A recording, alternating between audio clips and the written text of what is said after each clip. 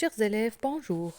Ravi de vous rencontrer dans cette nouvelle vidéo pour continuer toujours la série de correction des examens régionaux concernant le conte philosophique Candide ou l'optimisme de Voltaire.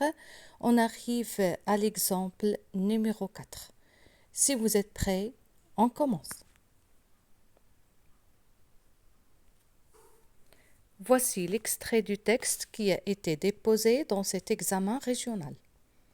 En attendant, on leur fit voir la ville, les édifices publics élevés jusqu'aux nues, les marchés ornés de 1000 colonnes, les fontaines d'eau pure, les fontaines d'eau rosée, celles de liqueur, de canne de sucre qui coulaient continuellement dans de grandes places, pavées d'une espèce de pierrerie qui répandait une odeur semblable à celle du girofle et de la cannelle.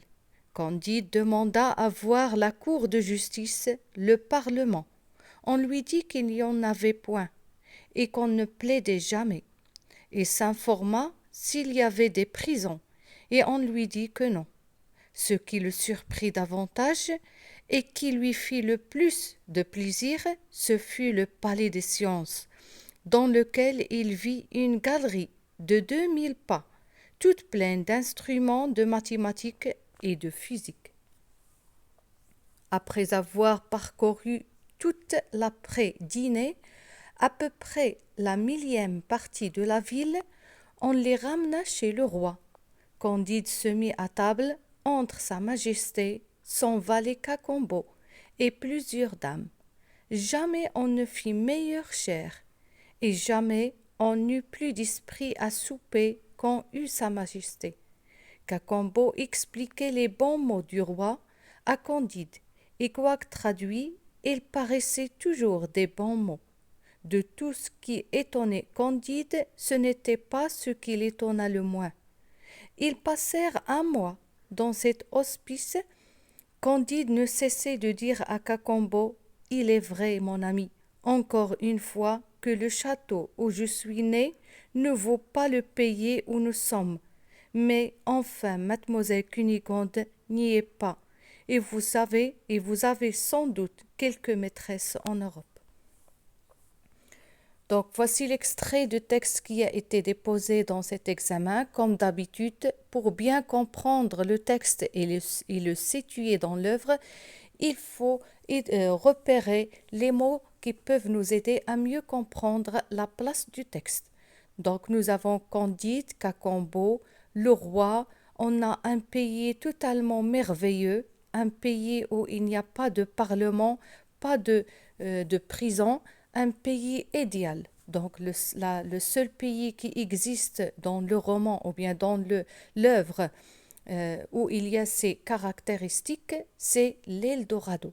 Ça veut dire qu'on est arrivé au chapitre 18.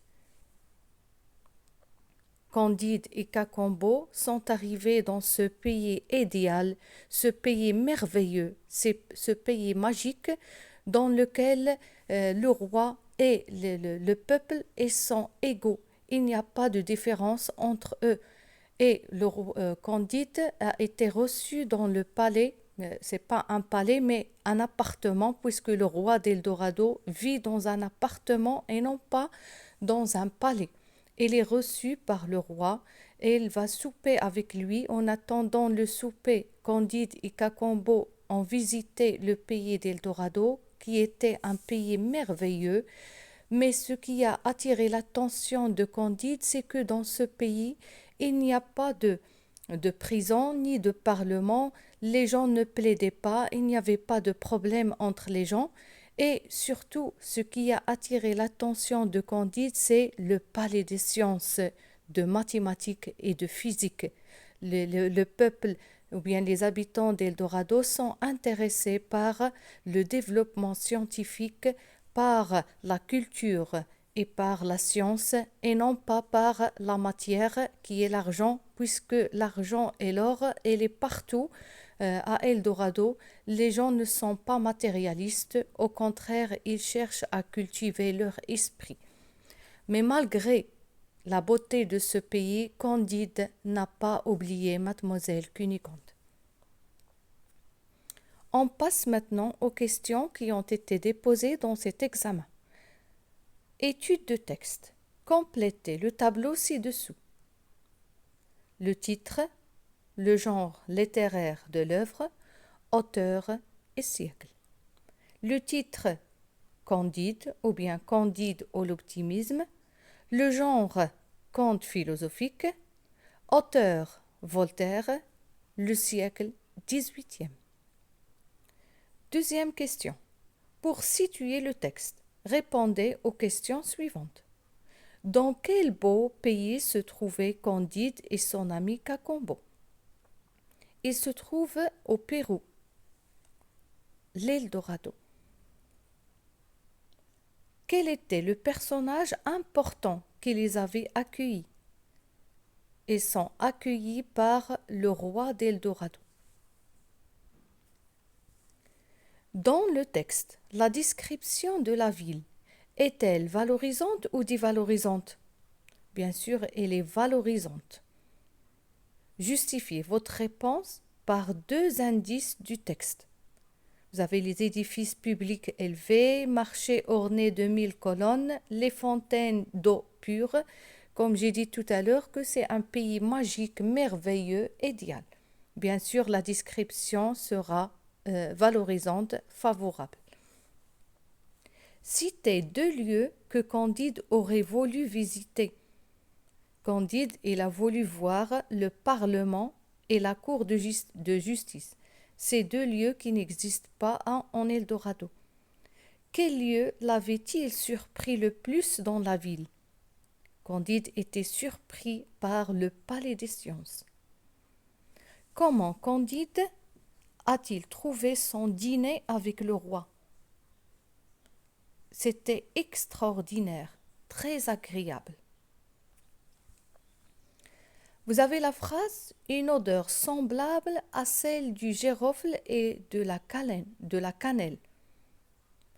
La figure de style employée dans cette phrase est une antithèse, une comparaison ou bien une personnification.